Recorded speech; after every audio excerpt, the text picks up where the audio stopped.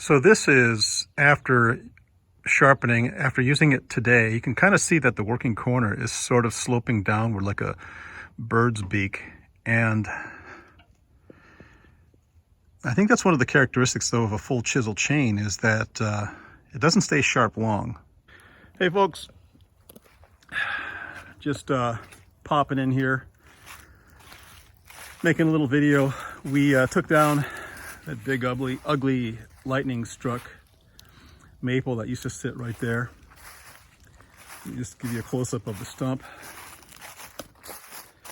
It was not in good shape, as you can see, but we were able to take it down without having to climb it. We had to pull a few maples out from around it to give it a landing zone, and it landed rather nicely. So now we're in the process of cleaning this stuff up, and that's what we're doing today. It is a Friday afternoon. I took the day off today just to get some R&R. We're chopping this stuff up into manageable lengths, and then we're going to take it all on down to our wood processing area right over there, where we'll bucket up and split it. And I don't know if you can hear Susie in the background, but she has the weed whacker. She's whacking weeds, whacking trees. She's whacking all kinds of things. She's a weed whackaholic, just saying. It's okay, it keeps her busy. So I don't have much to talk about here, folks. I just wanted to check in with you.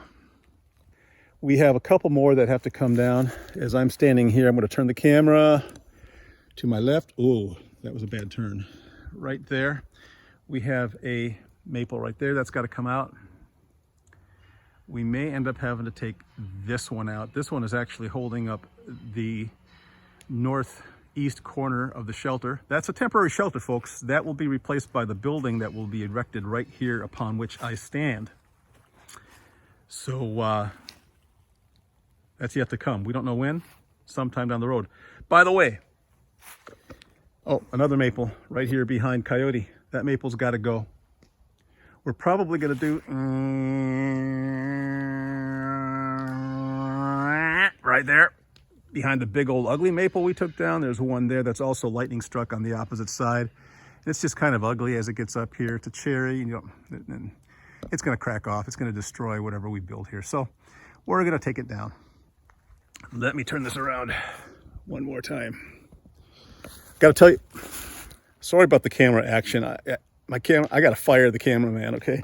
So folks, I'm going to tell you right now, this land is officially named in the state of Ohio, SM Heartland. SM, Suzanne Marie, Heartland, for blood, sweat, and tears, and all kinds of energy put into this property to make it what it is and what it is going to be.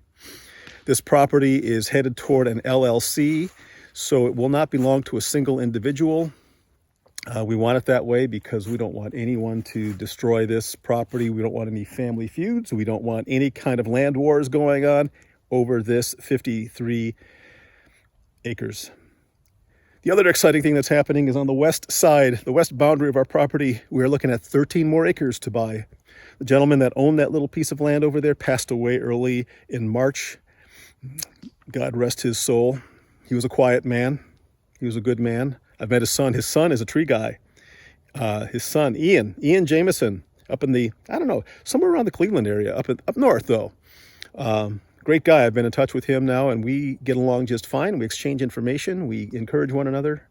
That's what it's all about, folks. So give a shout out to Ian Jameson. And that's Ian with an E and an I and a Y and an A and an N. That kind of Ian. What was I talking about? Oh, yeah. So we're going to purchase that property from Ian. It was his grandfather's property. I mean, strike that. It was his father's property. So we are going to be the proud owners, hopefully, of another 13 acres that adjoins right to our west border. A lot of work to be done there. It's a beautiful house, though, on a beautiful foundation. The house needs a little bit of work.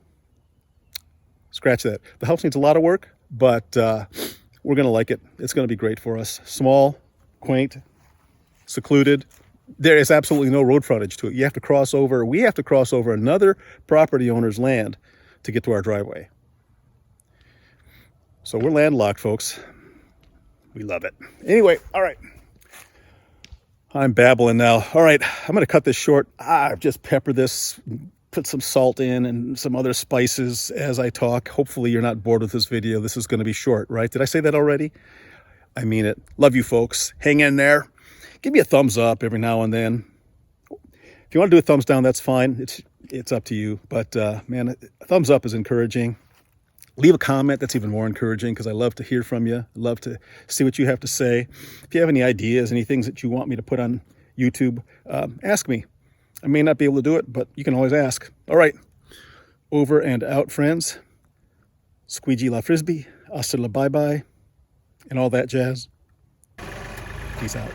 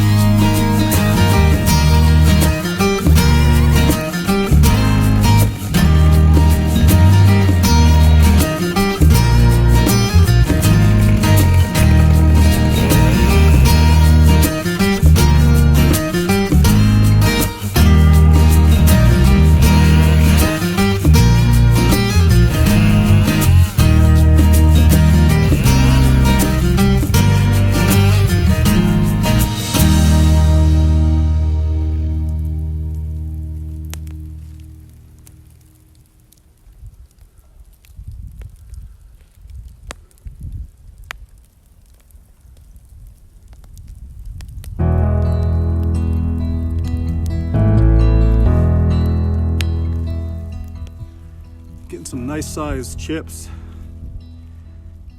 This is with that 572 XP. It's running a full chisel.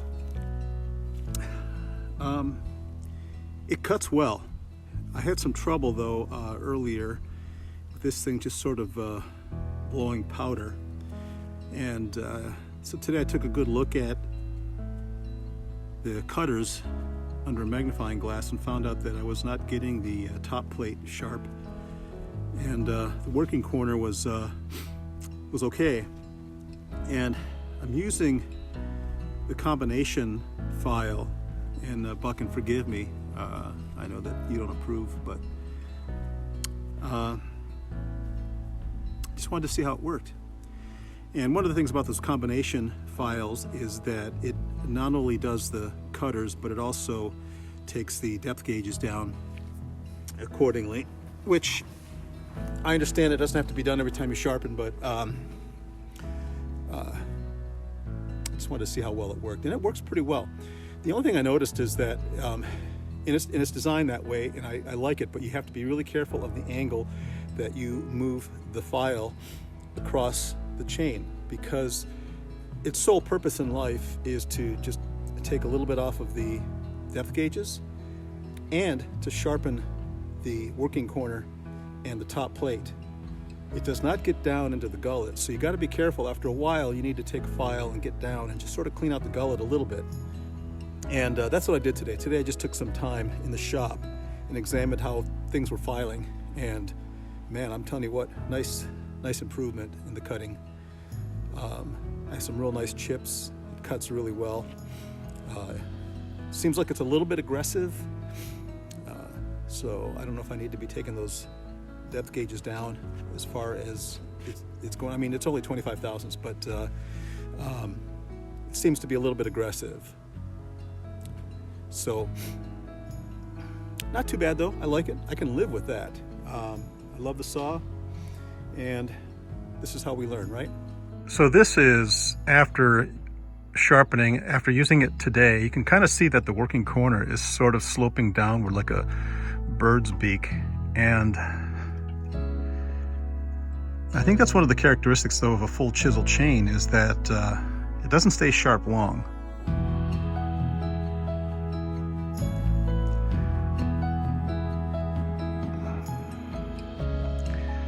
But it's really not in bad shape right now. And some of the logs I was cutting today were covered with a light mud, so I was kind of thinking I might see more damage to the top plates on these, but they're really not too bad. So this chain is doing well, wouldn't you say? Love you all. Stay kind, stay cool, stay strong. See ya.